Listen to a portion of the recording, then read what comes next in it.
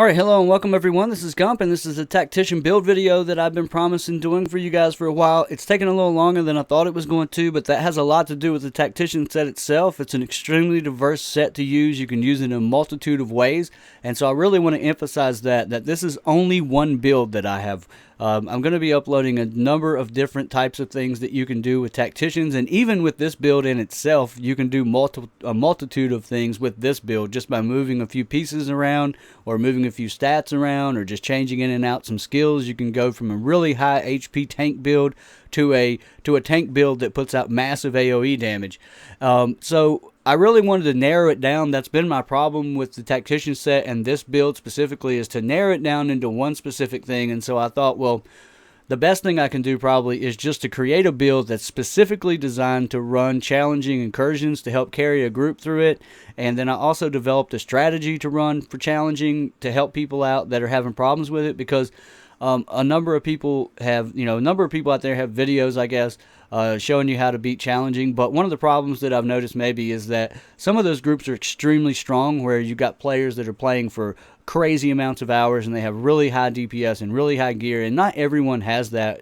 Not only the gear, but just has the time to do the same stuff those guys are able to do, and therefore their strategy may not be working very well for you. So what I think I've developed is a strategy for the casual player, which is something I try to cater to a little bit more on my channel, which is to try to help out people and cut corners for you, like this build video that I'm getting ready to do for you.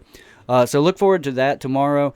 And that's one of the things I really want to do. I really think that this is what's going to happen. I really think that this video combined with the Falcon Lost video is going to completely, for once and for all, debunk the theory that you can't tank in this game, that you can't have a tanky build and it be way better than having maybe a DPS build in certain situations, depending on what kind of strategy you're running. And you're going to see how powerful this build really is. It's the same exact build that I did before, and it's another reason that I also chose to do this build first, is that I uploaded the LMG tank heal build before incursions came out, and I said this is what I would do if I was going to end up doing incursions or something that was harder in the game, that I would probably run a build like this to help out my group, and that I thought tanking was a viable strategy. And even though Incursions wasn't out yet, this build is essentially the same thing that we did before, besides we're including Tacticians and we're moving a few things around, and we've changed some of our goals of the build, and then we've developed a strategy completely based around the character build itself. And then because I had so many people sub to me because of that LMG build, I really wanted to cater to them first with a Tactician build and give them that build version 2.0. Once again, I'll probably end up doing some kind of sticky bomb version where it's a high DPS, a high firearm DPS build that involves sticky bombs, including some AoE damage, which I believe is probably the best DPS build potentially in the game right now. And I mean in-game actual real DPS. So there's a lot of stuff getting ready to come out on my channel, and you guys should be excited about that. And so yeah, let's get into the build now, and we'll go over to the spreadsheet. Alright guys, here we are with the spreadsheet. I'm going to spend a little less time on the spreadsheet than I did in previous videos. So I'm going to go over the goals here of the build. I'm going to talk about exactly what set pieces I'm running and stuff, and then we're going to go into the game, and we're going to go talk about exactly what I'm running on each set piece and why. Once again, I want to emphasize that this is just one version of this heal tank build. When I go into challenging Falcon Lost, this is what I'm running. When I go into Russian Consulate, I may change some things out and do something a little different and actually throw on sticky bombs now, potentially. So let's get into this and start talking about the goals of the build. The number one goal, primary healer of the group, crowd control, damage buffs for our teammates, last man standing, and kind of you're pretty much the focal point of the group. If everyone wants heals, well, they need to be near you. If everyone wants damage buffs, well, they kind of need to be near you.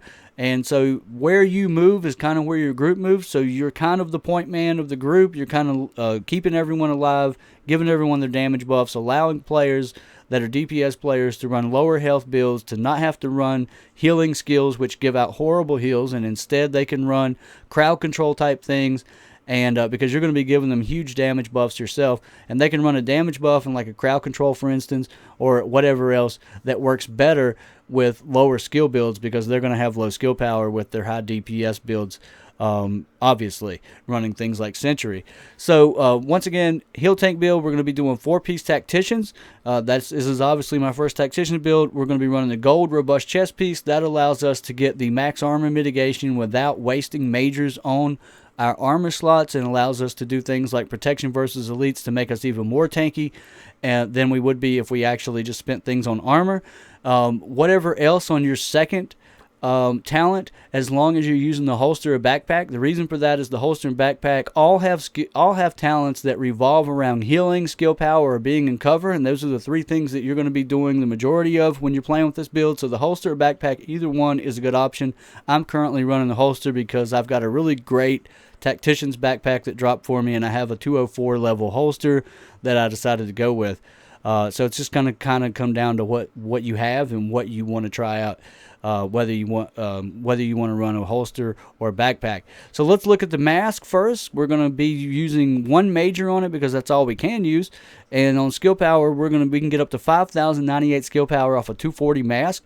And the reason we want to be using skill power on our majors, which we're going to be doing on the backpack and the mask, is that's going to allow us to run health or firearms, whichever one you choose, as your main stat on your gear.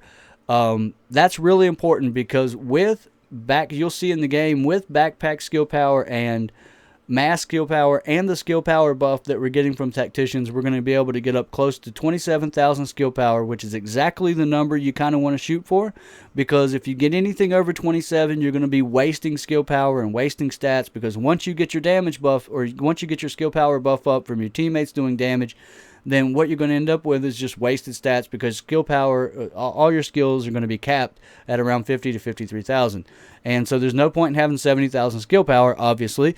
And so this is a way to get there and still have, and that's how we're going to end up with what you're going to see on my character sheet, which is 130,000 health with this build. For the miners, for the mask, kind of pick what you want there. It really doesn't matter. Those are different types of resistances. You get to choose one.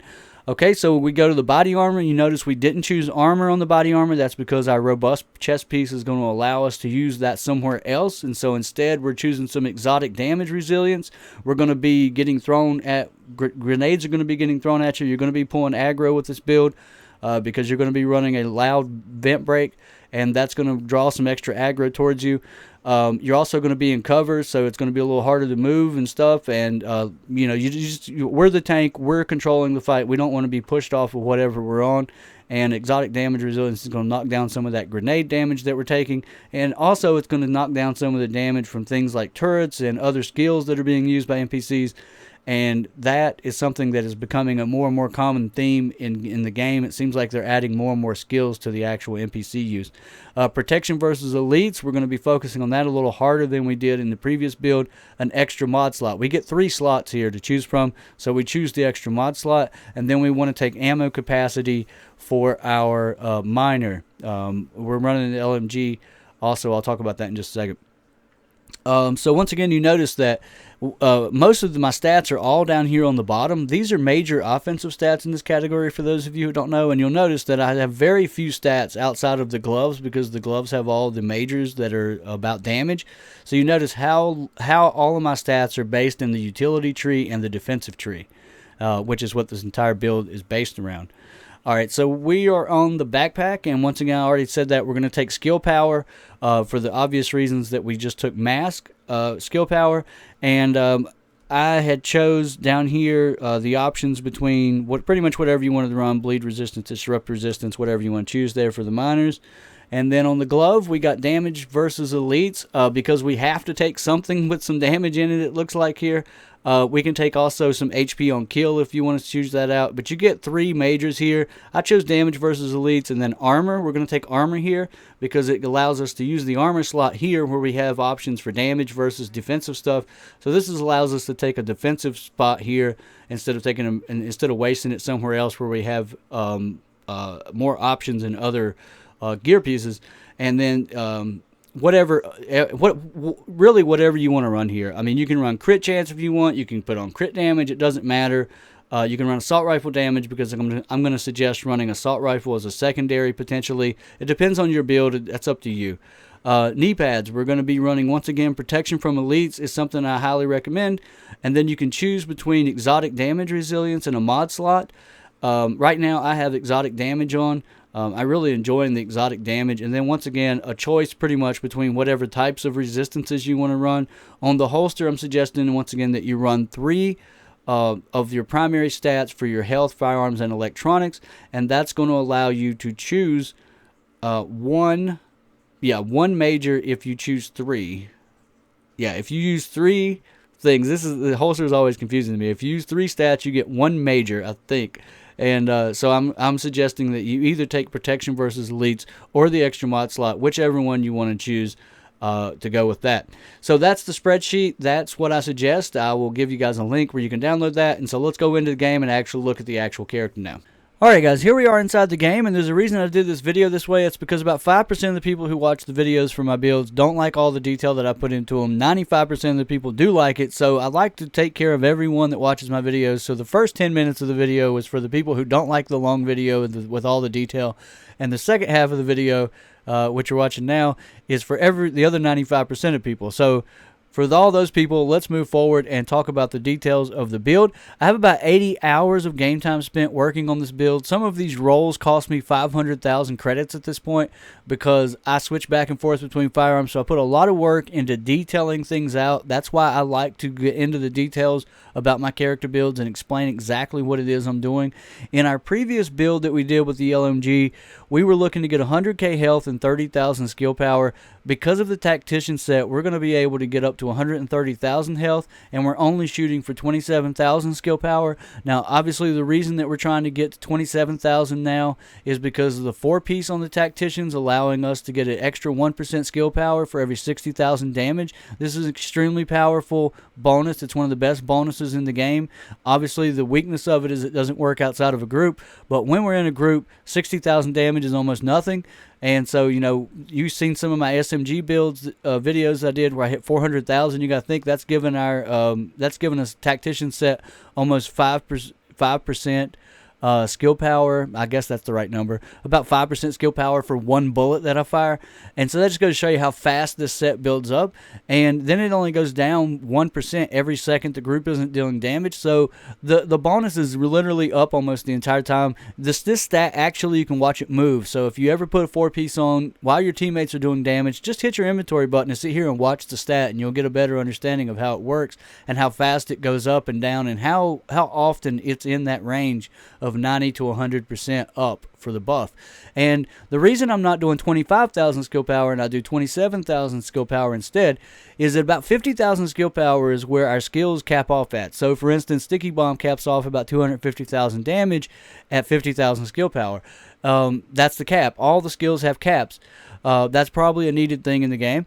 But what that allows us to do is use this Tactician build and move all of our stats into firearms and stuff, and I use 27,000 skill power to give us a little leeway. So when I'm at 100% bonus, yeah, I'm over it, but just slightly over the 50k. But we're not always at 100%, so that gives a little leeway that when we're not at 100% bonus, we're still at the 50,000 number. So we're pretty much in that range the entire time, between 47,000 and 53,000, right around the cap and a little bit over it. And then that fluctuates back and forth depending on what's going on in the game. So that's what's going on there. I'm getting the skill power through my backpack and mask. That's one of the best ways to do this. Because it allows us to move all this stuff that we would have spent on electronics over into stamina or firearms, and that's the reason that Tacticians is so diverse, which is something you'll hear me say a ton when I do a Tacticians review once I'm ready to do that. I'm nowhere near ready to do that because I want to try out a few more builds and talk about all the diversity that exists with the set. And so you can see I can easily move. I got 4,252 stamina. I could easily just move that over to firearms, and that just gives you an idea of how high you could put something and still have some survivability and tankiness, just because you still have skill power to use for buffs. So for instance, you could use smart cover and combine that with a really high firearms and a low health and still be able to live potentially. So there's a lot of diversity with the set, and I'm using, for this build, for incursions in this tank build, using the skill power on the mask and the backpack to get to the 27,000. Alright, so that's kind of a rundown of how that goes. Obviously, everything is rolled to health, and that's what allows us to get there. The two mods that I'm running are both stamina mods, and one of them has 1,200 skill power on it to get me over that little extra there. So you can see, like I said, that I could easily take off the skill power mod that's on this mask here, and it would drop us down to about 26,000 to 25,000, which is still hitting us to the cap at 100%. So let's go look at the guns and talk about once again why I'm running an LMG. We have really low firearms, so what's the point in me running an SMG or anything else? I'm not going to be doing any decent damage this way anyway. All of our damage is done through us giving buffs to our teammates, or if I switch over to a sticky bomb, I'm doing max damage with sticky bombs. This tank build with 130,000 health, when I switch over to sticky bombs, my sticky bombs hit for about 600,000 once it's maxed out. So we can actually do 130,000 health sticky bomb build, which is super tanky, which is something I'm considering taking into PvP as a troll build. And yeah, I'm sure a bunch of people just said, hell yeah, Gump's doing a PvP build. And that's definitely, there's going to be some of those coming, I think. Because some people have been questioning my ability to go into PvP and kill people. And I think I'm just going to prove that these builds work in PvP too. Alright, so we're using the LMG because our firearms are low. That gives us 200 round magazine. Once we use 100% increased magazine size, that's going to allow us maximum amount of bullets to fire at enemies that are low damage bullets. So we end up using the LMG for suppression and crowd control, which is obviously one of the goals of the build as a tank, to crowd control, to allow our DPS members to focus, to actually do DPS instead of having to hide in cover and defend themselves from having multiple enemies fire at them. Another part of that involves us running reload speed. That way when our LMG actually runs out of bullets and we're down, we can get the faster reload to get back up to start suppressing enemies again, to create crowd control again, once again increasing our teammates' DPS. Another thing that I run is increased threat on the muzzle. I'm not sure if you can craft increased threat. I really don't know that. I haven't been able to craft a piece of it yet, but you can get this in vendors and it does drop. So pay attention to your drops instead of deleting them all and look for an increased threat. I do notice that when I run increased threat and someone runs reduced threat, that there is a considerable difference than me pulling aggro. So an NPC could be shooting at my teammate. I'll start shooting at the NPC. The NPC will literally do a 180 and turn around and start shooting at me. I have seen this thing work in the game. It is a mixed bag of results, but what else are you going to do besides when it does work, we're getting some bonus from it, so that helps. The rest of it, stability and accuracy and those types of things, you can work with that kind of how you want. Now, for your secondary, it depends on what you are capable of getting. I don't have any mods on this thing right now, but I would have reload speed. But the main thing here to focus on is to try to get cool-headed, and this is the catch. You need to get cool-headed, but you want 0 requirements for cool-headed. Now, obviously, the Caduceus is the best option here. I don't have one because I deleted all of them for some reason, because I know I've gotten a number of those dropped to me over the course of the game. But cool-headed is the only on an automatic rifle on the Caduceus. It's the only automatic rifle. So the rest of them come on things like the sniper rifles.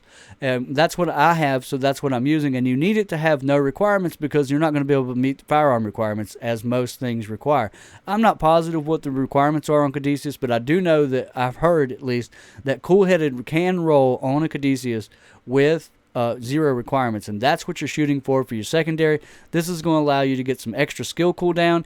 And what I'm doing, if you do have a sniper rifle, is I am running, I thought this was the one I had, I'm running an increased rate of fire on my magazine, and that's going to allow me to get the skill cooldown faster, which is the only purpose of having that secondary. So our guns are technically just utility for our build. It's not, the focus of our build is all in our skills and our health and what we provide through that, not through our firearms. And so our guns are kind of a secondary thing that aren't so important, but as you can see, we can make some things with those that help us out with that. So a big part of this build, which allows me to do some more diverse things, like I said, is to run the robust chest piece, which is going to get my armor capped off. I'll go into the character screen just a second and let you see what my armor is at. I'm running a 204 piece holster, and like I said in the spreadsheet part, the talents here, you can see cover to cover, heal 2% of max health every meter running the cover to cover. This doesn't help me too much in incursions, but I just didn't have any other gear pieces. But you can see this holster, it's the same holster, and that's obviously not going to have a talent on it. Either way, all these involve like cover and health, increasing your health, recovering health, moving cover to cover, being in cover. The chest piece has robust. It has a mix with it, but the backpack, has things. I don't know if I have any gold backpacks on me. Increased skill power. So the backpack's all about skill power. So that's why I recommended running either skill power or a holster for your other gold piece and running robust here. Obviously, the mask, like I said, having skill power on it, backpack having skill power on it, and I showed you guys the spreadsheet for stuff dealing with that. So let's go in and look at the abilities. What I'm running for the Falcon's Lost is, and what I ran in the previous version of this is the same actually, is the support station, which is the ammo cache. It's going to give us ammo back, which is going to be nice for our LMG because we're going to be firing a shit ton of bullets. We're not ever going to have to worry about running out of ammo in it. That's going to allow us to keep our suppression effect up. Main thing though, skill cooldown recovery is faster, and even though we could be doing an auto revive since we're the healer, we're still going to be able to let our teammates revive off of the bag, and they're going to be close to us. I talked about that already, that we're the focal point of the group, so they're going to be close to us, so that way they can go ahead and just revive off the bag. And this is, these are some really important details, and this is why I say that these, it's important to watch like the entire video, and you can see the little fine-tuned things that I do that really helps out the group. And this is really the most important thing with this build for Falcon's Lost. This is the entire strategy of what we're going to be doing for Falcon's Lost, and that is that we're going to have max skill power, and our damage resistance for our teammates is going to be 75%.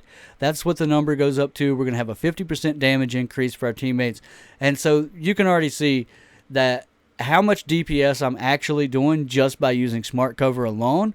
And then if you consider the suppression that I'm using to allow teammates to DPS more, and I'm running this, my heal is really good with this. When this thing maxes out, it's up into the, I don't remember the exact number, but it's up around 4,000 or so that it gets up to. Really fast healing. You'll see it in the Falcon Lost video, and that allows my teammates to run a little bit lower health. They can also be a little more risky with their health because they can die, and they can be guaranteed that I'm going to be tanky enough to revive them. So you don't have to worry about the entire group being wiped because one guy had a little bit low health. That allows them to have more DPS. My smart cover is giving them a 50% buff. My damage resistance is allowing them to stand up and take more damage so they can still be doing DPS. Because here's the bottom line. If you could have a gabillion DPS, and if you're hiding in cover because so many things are shooting at you and you don't have any crowd control going on and you're always having to hide, you do 0 DPS when you don't shoot at anything. And so anything that allows you to just stand there and shoot at something is increasing your actual in-game DPS. And that's exactly what having a tank in the build, a tank build in the group does, is allows you to do more DPS. So there's a lot of ways that I'm increasing DPS. And in my honest opinion, I believe that because I'm increasing everyone's DPS in the group by 50% already, we as a group are doing more DPS because of my build than we would be doing if I was running my crazy SMG damage, which I have the best DPS of almost any group I play with. And we're still doing more damage as a group, and I'm not running the best DPS build. Now, obviously the best thing to do is if one of my teammates had a build like this and I ran my SMG build. But either way, you can see how powerful that is. So for the talents, let's go look. This is what I'm running specifically for Falcon Lost. Heal an ally with a skill to reduce. It's all about skill reduction because I want to keep smart cover up 100% of the time. You'll see it, like I said, about other stuff in the video. More about that when I upload the video for us playing Falcon Lost. Skill cooldown. By healing, reviving a down agent, because I'm going to be doing all the revives and people are going to die in Falcon Lost. There's no way around it, and you'll see some crazy revives that I pull off with this build because I have such huge mitigation and huge health, and we get 50% damage reduction from that, so we can almost be guaranteed to not die once we revive someone. And we're going to be pretty low health because we're going to be taking some shots. If we're getting hit and our teammates are down, we're probably going to be in a bad situation. And I've really pulled some crazy heals off for real. Some saved the entire group a couple times. Reach low health to reduce active skill cooldowns. Just another way to get more skill cooldown. And it's obviously I'm focused on skills here. It's a skill power build. We're talking about tacticians. Using the med kit and your allies heal the group members and proxy. So once again, back to our healing effects. Us being the primary healer, running the talents there. Obviously the perks are the same for everybody. And, yeah, I mean, that's pretty much it. I can go over and look at everything else here. Once again, the goal of this build was to be the primary healer, crowd control, damage buffs for teammates, last man standing, focal point of the group. Everybody kind of plays off you. Huge damage buffs with smart cover, 130,000 health. It's super tanky. Let's go in and look at the character sheet real quick, and we can look at some of the stats that I have. You can see how low my crit hit chance is, crit hit damage, headshot damage. Everything's so low for damage, and that is absolutely fine. I've already explained that. Damage to elites, horrible. We get into survivability, and we start seeing the beauty of this thing. Now, here I am, 3,400 armor. I only probably need about 3,200 armor to get to the cap, so I could probably give up some armor somewhere. But because of these new sets have higher armor on them already, we're going to be maybe getting over the cap with a robust chest piece. But once I get to robust, this number goes up to 65%. So there's our damage mitigation maxed out, 130,000 health, 7,000, almost 7,000, 6,500 health regeneration there, 16% protection from elite. So that's 16% in reduced damage on top of the 65% that we've already got. We've also got 13% damage resilience, and from as far as I understand, things like turrets and things like that are damage resilience, exotic damage resilience works on, and we're going to be taking a lot of grenade damage, and this helps out when we're reviving too, because if we're in the middle of a revive, we don't want to get up and quit the revive just because of grenade land. So this is going to knock off 13% of the damage from that. And you can see I got some good resistances here. Disrupt and Disorient are two things that I like. Burn resistance is pretty important too. You guys can mess around with some of that stuff, but I really don't like being disrupted, and I don't like being disoriented and stuff. It just use whatever you want for things. I probably would rather have them spread out a little bit more, but it's so hard to get all the stats that you want. Scavenging, it's up to you guys about that kind of stuff. Alright, so I'll upload a quick video sometime this afternoon following this video that shows off some of the gameplay with some music or something, a little short 2 or 3 minute video just showing off the build. Tomorrow I will be talking about the Falcon Law strategy that we're using, and then the day after I will be uploading a full-length gameplay of Falcon's Lost challenging using this build, so you can hear all our callouts and things, and then we will go from there sometime later this week, likely with some other type of build or maybe some PvP conversation, and I'll talk to you guys then. This is Gump.